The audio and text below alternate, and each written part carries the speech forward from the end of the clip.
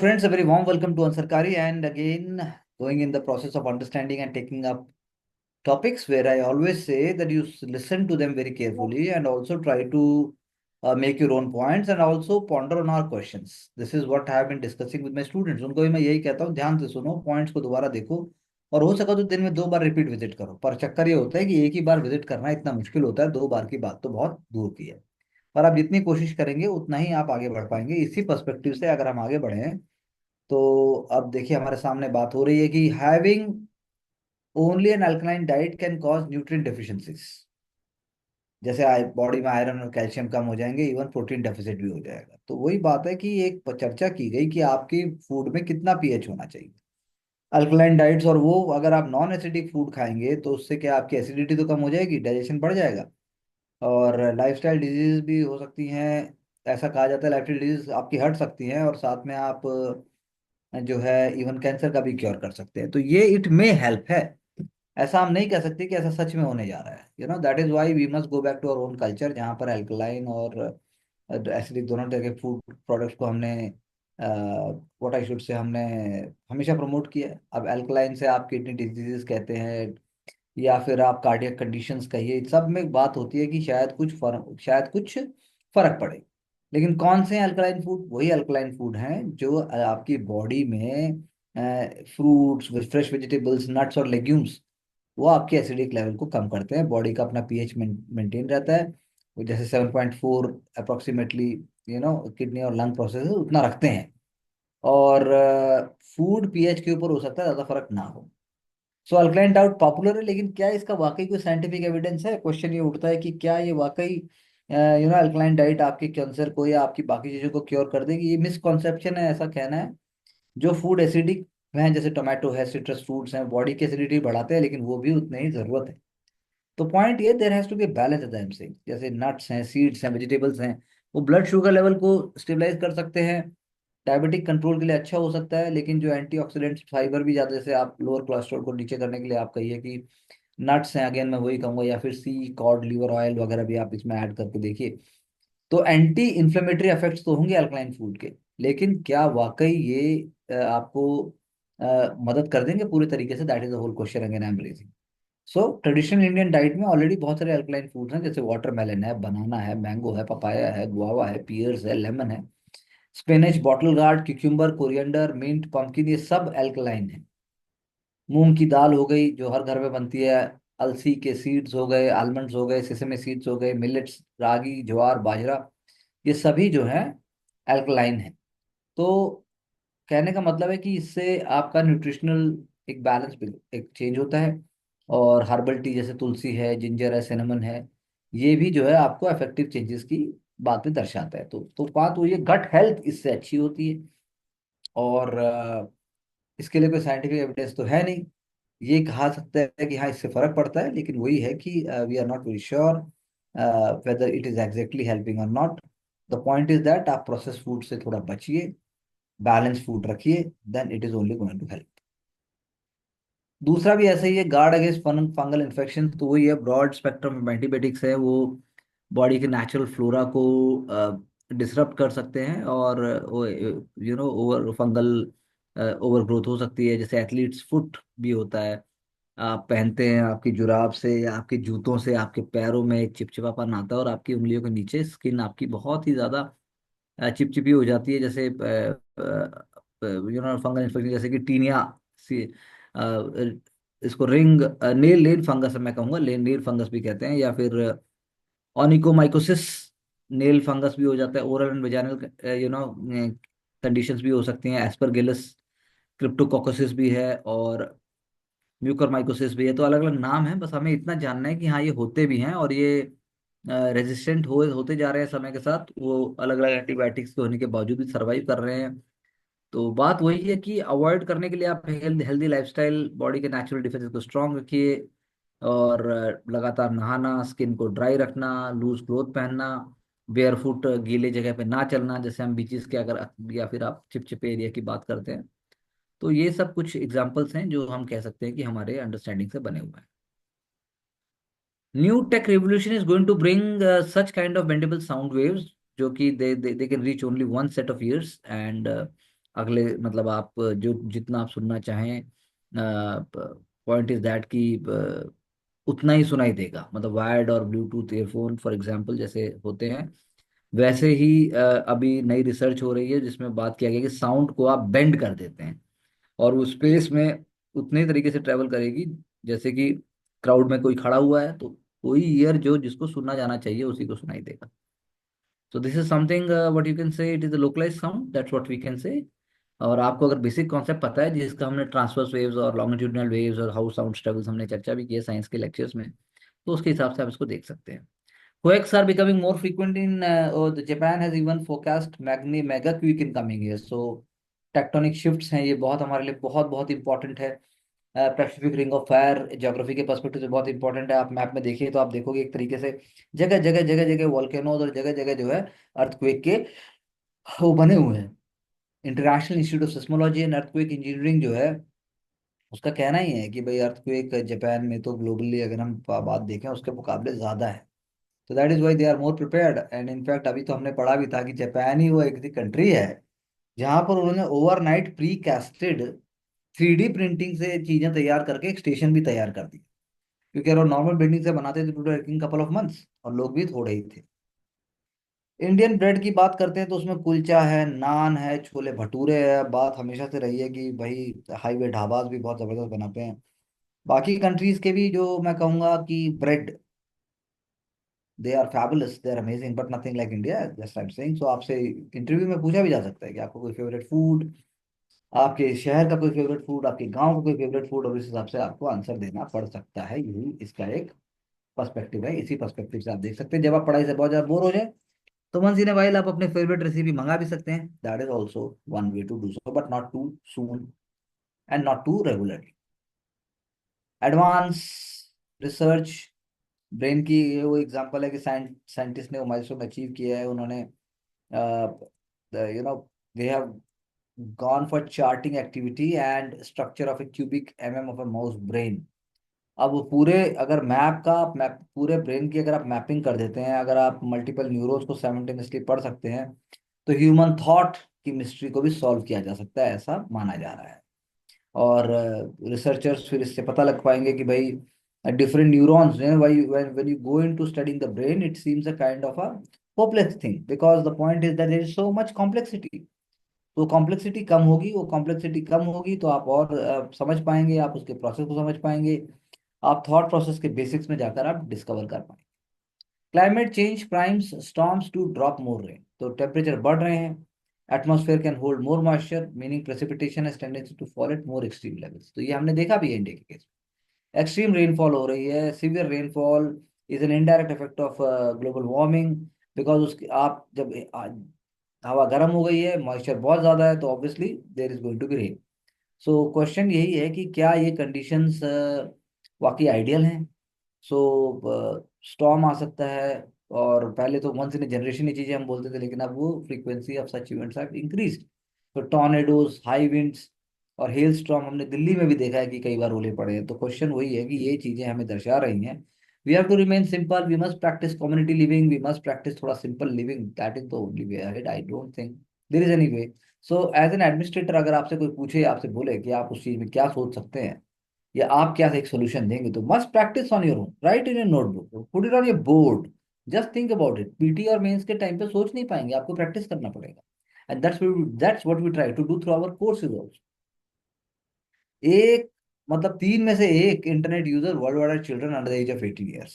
UNESCO ने ऐसा बोला। Globally 2.2 billion people under 18 years age हैं। तो children are the most vulnerable group in our societies and definitely age of innocence is lost. और जैसे अभी एडोलेसेंस एक नेटफ्लिक्स की सीरीज आई है, तो भाई बात यही है कि 57% of Gen Z believes we have gone so far in promoting women's equality that we are discriminating against men. सोचिए आप, 75% of the self-identified incels are who participated in a study were clinically diagnosable with severe or moderate depression. 45% of self-identified incels who participated in the study were clinically diagnosable with severe anxiety.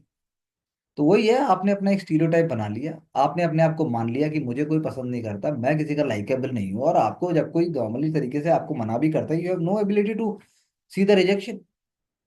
4,45,256 crimes against women in 2022, और हम बात कर रहे हैं कि Gen Z believe कर रही है कि बहुत ज्यादा वुमेन को आपने राइट्स दे दिए हैं, अब मेल को पीछे आने की, मेल पीछे हो गया, उसके साथ डिस्क्रिमिनेशन हो रहा है।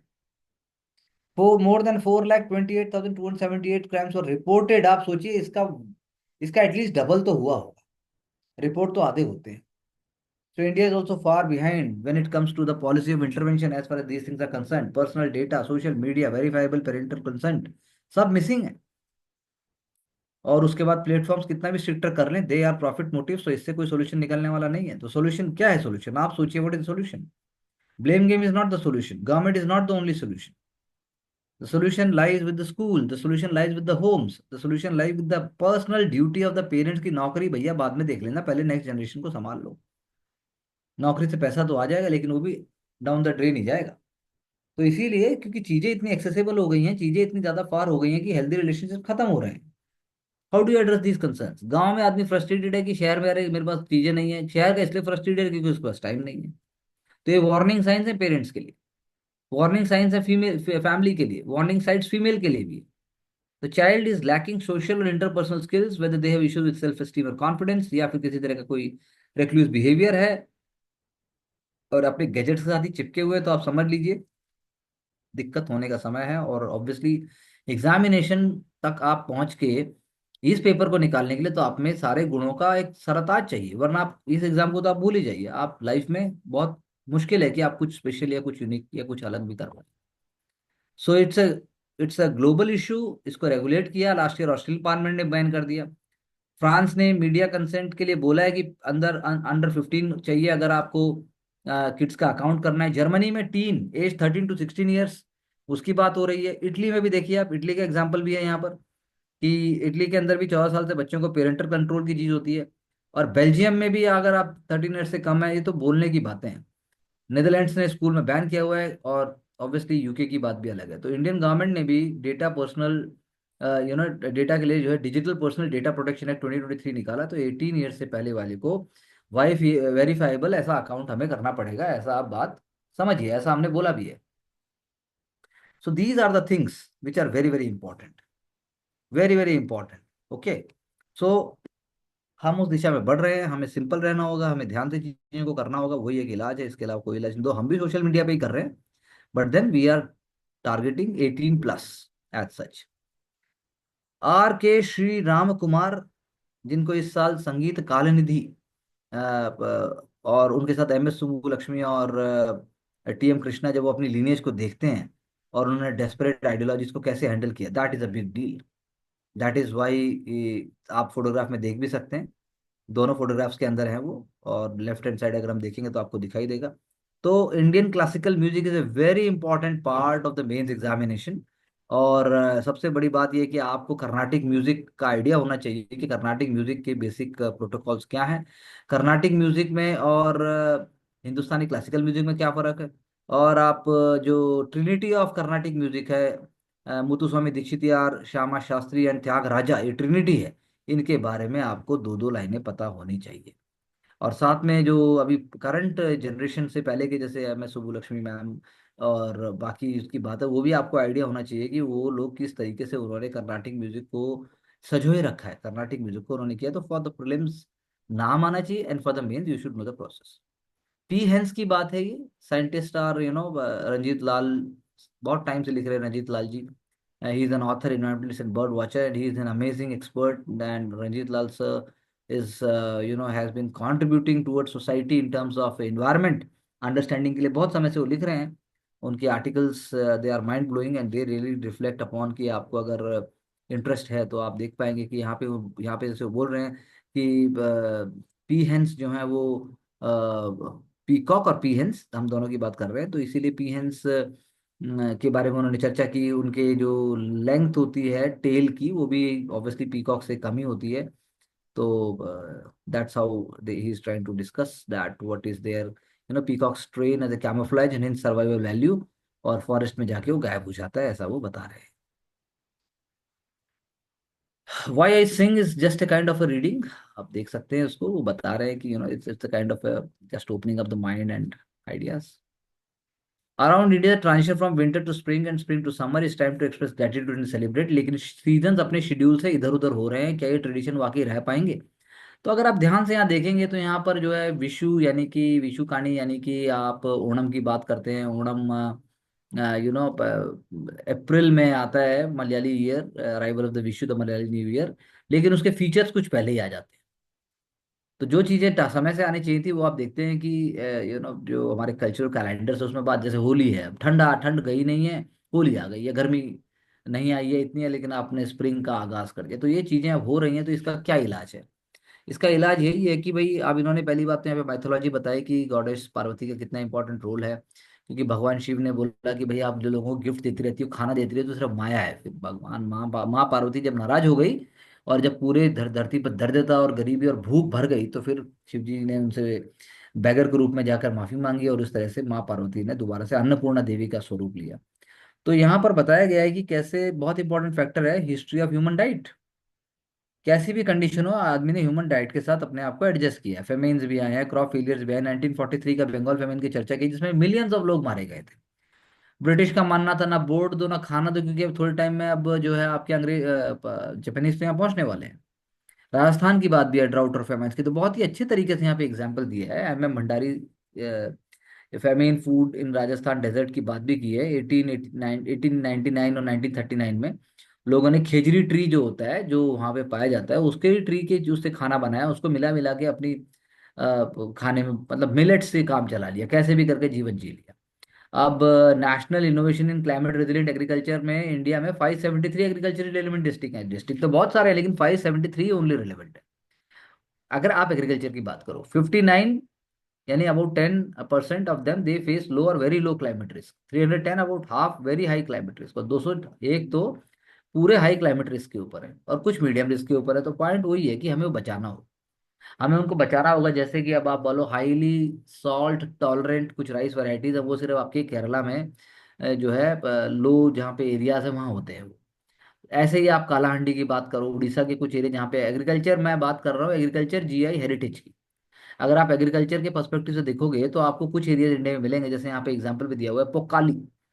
पोकाली अब यूनिक सॉल्ट टॉलरेंट वैरायटी, जिसका मैंने एग्जांपल दिया, आलापुआ, एर्नाकुलम, त्रिशूर, यहाँ पर है ये।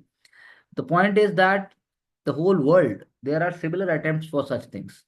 So we need a nutrient-rich vegetable during the harsh times or the climate change times or harsh winters we can able to handle. तो पहले का एग्जांपल्स पे दिए हुए हैं। मैक्सिको के पास भी बहुत सारे रेंज ऑफ वैरायटीज हैं, जैसे नेपोलिस the flashy pad of cactus. तो स्केलेबल उन क्रॉप्स को करना है जो क्रॉप्स रेजिस्टेंट वैरायटी भी हो और हमारे फूड हैबिट्स को भी आगे बढ़ाए। बटर मिल्क यानी छाछ, लस्सी, सीजनल जूसेस, ये एग्जांपल यहाँ दिए हैं कि आपसे भी कोई पूछे तो गर्मियों में रूह अफ़ज़ा, रसना, और उसके बाद जो है आपकी ठंडाई का तो नॉर्थ इंडिया में वैसे ही है, सत्तू भी है बिहार का। तो दही हो गई, चीनी हो गई, और उसके बाद आप कह सकते हैं कि फर्मेंटेड योगर्ट बेस्ड बेवरेजेस भी हैं।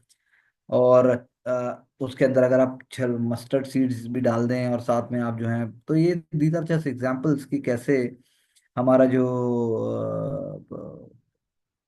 सोसाइटी है, हमारी जो कल्चर है, हमारा जो लोगों का जो इतना सारा जो ग्रेट एक तरीके का चरण है, हम कहीं ना कहीं हर जगह कुछ ना कुछ सीख सकते हैं।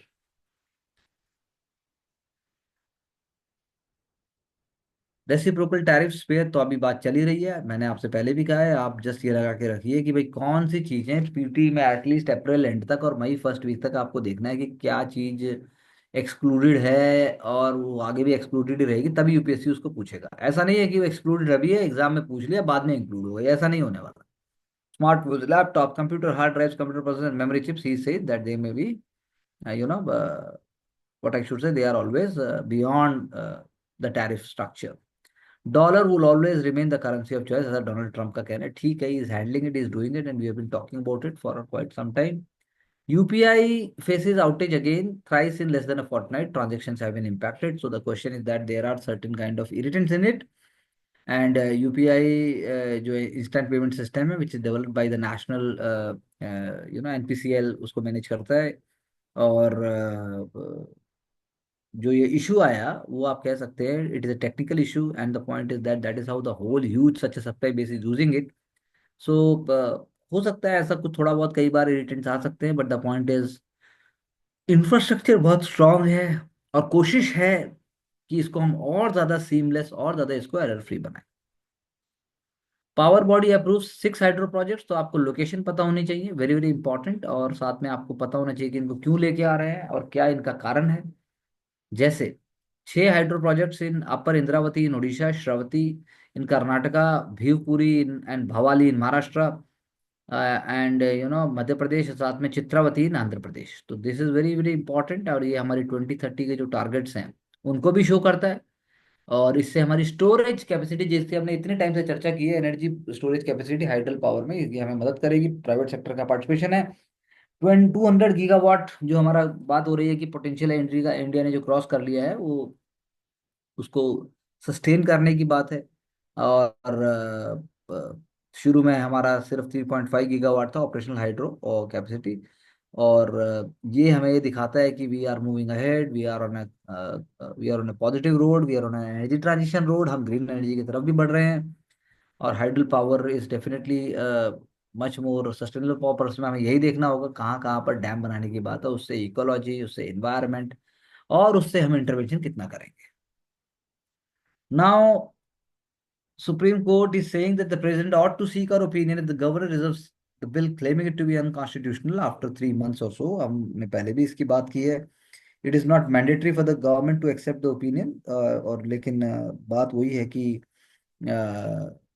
एक प्रोसेस को उन्होंने आगे बढ़ाया। कोर्ट ने 143 जो आर्टिकल है उसके एम्बिट को बढ़ा दिया। प्रोएक्टिवनेस इसको कहेंगे। अगर आपसे कोई पूछता है कि गवर्नमेंट के कंटेक्स्ट में सुप्रीम कोर्ट का, जुडिशरी का कोई जीलियस वो बताइए, तो ये एक एग्जांपल उसका हो सकता है। क्योंकि attorney general is already flagging it, the president is not in the picture, और कोर्ट को इस रूलिंग से पहले सुनना चाहिए था, ऐसा उनका कहना है। Baisakhi very important crop harvesting festival of Punjab, northern India. Baisakhi से नया वर्ष शुरू होता है और बर्थ ऑफ खालसा पंथ की बात है।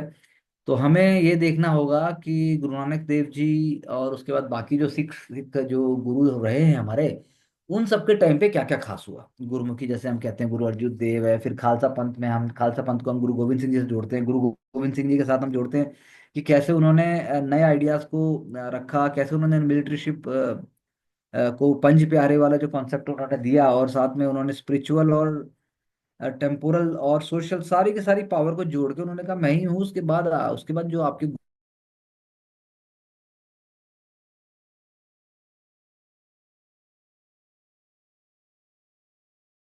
With the land and with agriculture, nature, seasons.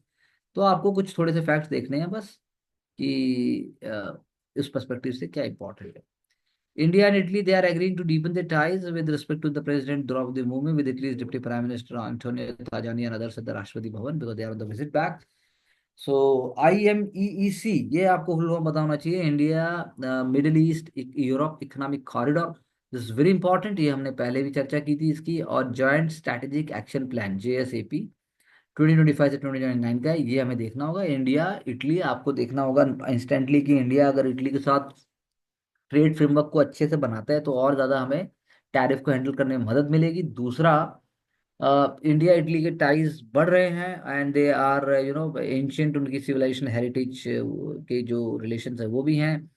और ट्रेड तो था ही, लेकिन the point in the present times it is through defence, it is through technology, it is through agriculture, it is through renewable energy, biofuel, education, mobility, cyber, telecom, AI। ये सारे elements आप इसमें जरूर देख सकते हैं, क्योंकि क्लीन एनर्जी और स्पेस और उसके बाद इन्वेस्टमेंट, डिफेंस, जैसा मैंने कहा, ये सारे एरियाज जो है हमारे वो हैं। तो आपको सिर्फ कुछ फैक्ट्स इसमें से देखने होंगे। Very important for prelims and also as an inspirational figure, अगर आप एथिक्स में मेंस में नाम लिखना चाहते हैं, कुमुदनी लाखिया, वो जिन्होंने ट्रेडिशंस को अपने जमाने में क्वेश्चन किया था। पद्मश्री उनको 1987 में मिला, मुंबई में पैदा हुई थी। इनिशियली ट्रेन अंडर पंडित सुंदर प्रसाद ऑफ जयपुर घराना, और लेटर ऑन उन्होंने राधेलाल मिश्रा और बाकी चीज़ों को उन्होंने उनसे सीख कर इसको प्रमोट किया। सो शी करेजियसली उन्होंने कथक के अंदर अपना एक आयाम बनाया, और सक्सीडिंग जनरेशन्स को भी उन्होंने इन क्या कहना चाहिए, मुझे मोटिवेट किया। और दुविधा 1971 में उन्होंने वुमेन की जो इंटरनल कॉन्फ्लिक्ट्स होती है उसकी हियरिंग्स को उन्होंने इलेक्ट्रॉनिक म्यूजिक और बाकी चीज़ों को दिखाकर उन्होंने उसको प्रमोट किया। तो she is a very confident and art को उन्होंने एक नया आयाम दिया, ऐसा हम कह सकते हैं। और कथक, क्योंकि कथा कथक इज कथा कहे सो कथक, तो यानी वो मानते थी कि अगर मैं अपनी कथा कह पा रही हूँ तो that is sufficient, more than sufficient, so it's legacy. Justice B.V. Nagarathna, she says that the mindset change, mediation needed to check litigation in marital disputes. Mindset change की बात कर रही हैं। वो कह रही हैं कि ऐसे ऐसे केस पहुंच रहे हैं फैमिली कोर्ट्स में जो वुमेन की सोशियो इकोनॉमिक लिबरेशन उसका रूट कॉज नहीं है। Lack in the societal attitude to accept that transformation is the cause.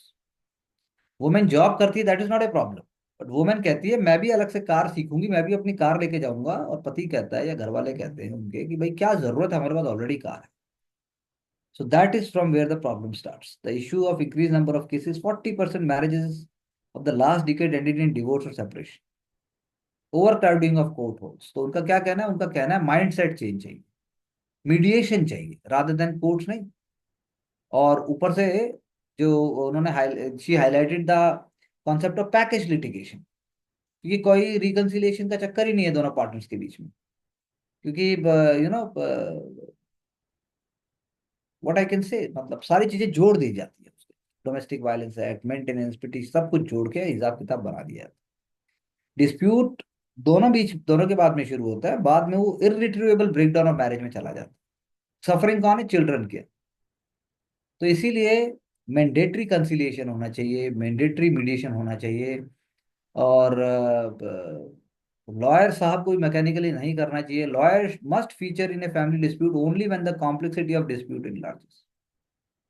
तो बहुत इंपॉर्टेंट उन्होंने कहा, sociological study of changing family values in India. Women's refusal to fulfill certain traditional roles because of their modern day work and other engagement should not be blamed. It is the mindset of the people and the refusal to acknowledge the change that is reality. तो अब आप सोचिए, जब supreme court के जज को ऐसा कहना पड़ रहा है, और वो हमारे जीवन में सबको वो क्या कहना चाहिए मुझे, दिखा रही हैं आईना, तो फिर आप क्या कहेंगे उसमें? तो इसीलिए this is very important to see, this is a very very a very important and a very meaningful, मुझे कहना चाहिए एक तरीके का रोल प्ले करने वाली बात है। तो that is how it has to be solved. 1/3 of the digital payments in India are driven by credit card and EMIs. Big ticket purchase है, एजुकेशन है, हेल्थ केयर है, ऑटो इंसिलरी सेक्टर्स है। Strong growth यहाँ पर digital credit adoption से है। आज के कंज्यूमर जो है वो more open to financing their spending rather making their one time payments. तो एजुकेशन के केस में ऐसे, तो Reliance and EMI plans for school fees, medical expenses, large online purchases, एक फाइनेंशियल बिहेवियर में शिफ्ट आ गया है। यानी कि आप अब जो है अफोर्डेबिलिटी की जगह आप मैनेज कर पाएंगे लॉन्ग टर्म में, ऐसा आप देखते हैं, फिर आप उसको कर लेते हैं। बहुत अच्छी बात है। सोशल मीडिया पे तो टीचर्स भी कहते हैं मेरा बस मैंने कह दिया, मेरे शॉर्ट सुन लो, मेरे यूट्यूब के वीडियो सुन लो, मेरे सुबह सुबह उठते मेरी थेरेपी सुन लो और आप IAS बन जाओ। तो खुद ये कह रहा है कि सोशल मीडिया कंटेंट क्रिएटर जो है वो नॉन प्रोफेशनल सॉल्यूशन देते हैं। खासकर मिस इन्फॉर्मेशन है आपके मेंटल हेल्थ इश्यूज के ऊपर है, आपको बर्नआउट दे देंगे, आपको बाइपोलर डिसऑर्डर, या फिर आपकी राइटिंग स्किल में प्रॉब्लम है और आप बोल रहे हो भैया मैं तो बीटेक करके आई हूँ, मैं तो बहुत इंटेलिजेंट हूँ, मेरे को तो इतने साल हो गए, मेरे को सब कुछ आता है, क्या करें? तो anxiety is the most under diagnosed. Anxiety है, मैं कह रहा हूं आप प्रेशर लेते हो, आप मुझे ही गालियां दे रहे हो। तो एंजाइटी है आपकी, आप प्रेशर ले रहे हो, और वो जो है आपकी बॉडी के अलार्म बज रहे हैं और आपको दिख नहीं रहा है। Most people don't even realize how much they have normalize suffering. जब बोला जाता है कि कब आपने लास्ट टाइम खुश होकर पढ़ाई की थी, पर पता ही नहीं जी, मैं रोज बोल रहा हूँ भाई टाइम टेबल बना लो, मैं रोज बोल रहा हूँ भाई थोड़ा एक्स्ट्रा कर लो। तो एंग्जाइटी अपने आप में पर्सनैलिटी डिसऑर्डर बन जाता है, सच्चाई को स्वीकार नहीं करना चाहते, वैसे आपको लगता है कि आप अपना जीवन बिता लेंगे, बच्चे ही रहेंगे, बड़े ना हो पाएंगे। तो कुछ लोग मल्टीटास्कर होते हैं, लेकिन हम कोर्सेज के थ्रू सबको मल्टीटास्कर बनाने की बात करते हैं। ईमानदारी है, पेशेंस है, तरीके से करते हैं, बाकी आपके अपने हाथ में। अदरवाइज आपके लिए भी सोशल मीडिया है। So with these ideas, we move forward to understanding that different concepts which we have discussed today, they all reflect different ayams of our society. And they are going to help us in actually the background of our answers and our thinking. Then only you are going to make certain kind of difference to the work. Otherwise, also you can get success. We are not saying no. But then right path never comes free. Right path never comes overnight. Right path cannot be celebrated and it cannot become glorified. It is a very, very lonely, akla chalo re, मेहनत करो रे, आगे बढ़ो रे, सफलता आपको मिलेगी. Thank you very much.